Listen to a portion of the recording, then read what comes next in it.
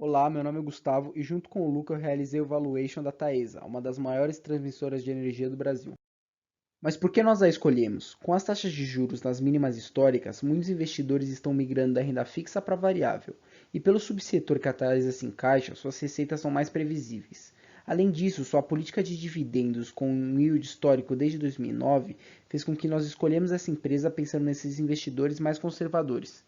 Antes de tudo, vamos entender o setor elétrico. Os três subsetores são geração, transmissão e distribuição. A Taesa é uma das poucas que atua exclusivamente na transmissão. Ela é uma das maiores transmissoras do Brasil. Constrói, opera e faz a manutenção dos ativos de transmissão. Hoje, a companhia possui cerca de 14 mil quilômetros de linhas e seu setor cresce constantemente.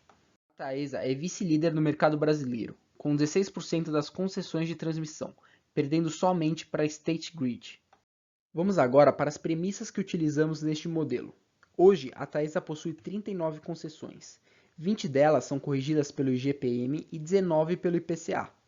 Por conta disso, nós utilizamos as previsões do Boletim Focus divulgado pelo Banco Central para fazer as projeções das receitas de cada concessão. Encontramos a receita anual permitida de cada concessão, que depois foi projetada com as expectativas do Boletim Focus.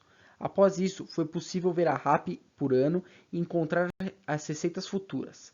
Vale lembrar que foi levado em conta as reduções pré-programadas da RAP. Foi necessário determinar a alíquota do imposto de renda para o modelo. Mas antes disso, deve-se enfatizar que as revisões tarifárias pouco afetam o setor de transmissão e muito menos a Taesa, já que 68% de suas receitas não estão sujeitas à revisão tarifária. Então, observe-se que a alíquota paga não oscila muito durante os anos analisados. Então, calculamos a média entre eles, chegando ao valor de 14,14%. Agora, em relação às premissas de endividamento. Calculamos a dívida total somando o principal das debêntures e dos empréstimos bancários.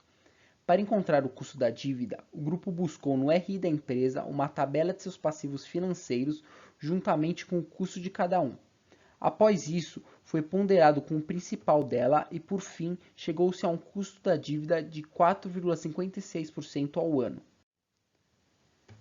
Vale lembrar que as dívidas da companhia são atreladas ao IPCA e à Selic. Com isso, foi utilizado a projeção do Boletim Focus para encontrar os valores citados acima.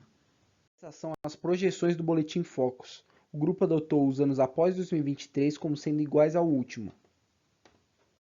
Para o valuation, foi necessário fazer previsões de crescimento. Para a previsão do CMV, fizemos a média geométrica da relação CMV sobre receita dos últimos anos, chegando a 27,33. Calculamos também a proporção despesa sobre receita para projetar as receitas futuras, chegando a menos 11,05%.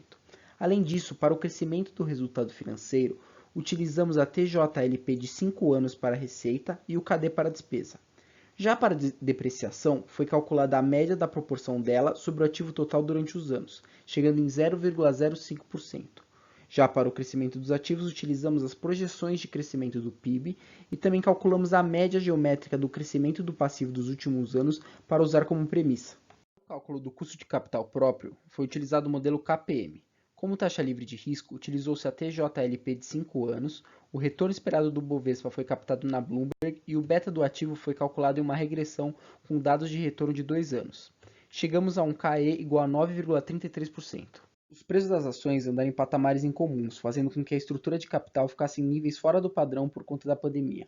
Entretanto, ao observar a média da relação de capital, pode-se ver que essa tende a se estabilizar, então decidimos como adotar como constante e meta a estrutura de capital vigente.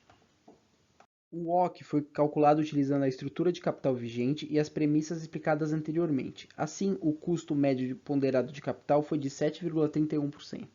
Esses são os fluxos de caixa livres da firma projetados. Após isso, foi encontrada a perpetuidade utilizando uma taxa de crescimento de 1,25%, já que o potencial de crescimento da receita da Taesa é limitado por conta de suas concessões de um setor já consolidado no Brasil. Trazendo os fluxos a valor presente pela WOC, chegamos nesse Enterprise Value. Para encontrarmos o valor justo da ação, somamos o caixa e subtraímos a dívida bruta, encontrando o Equity Value.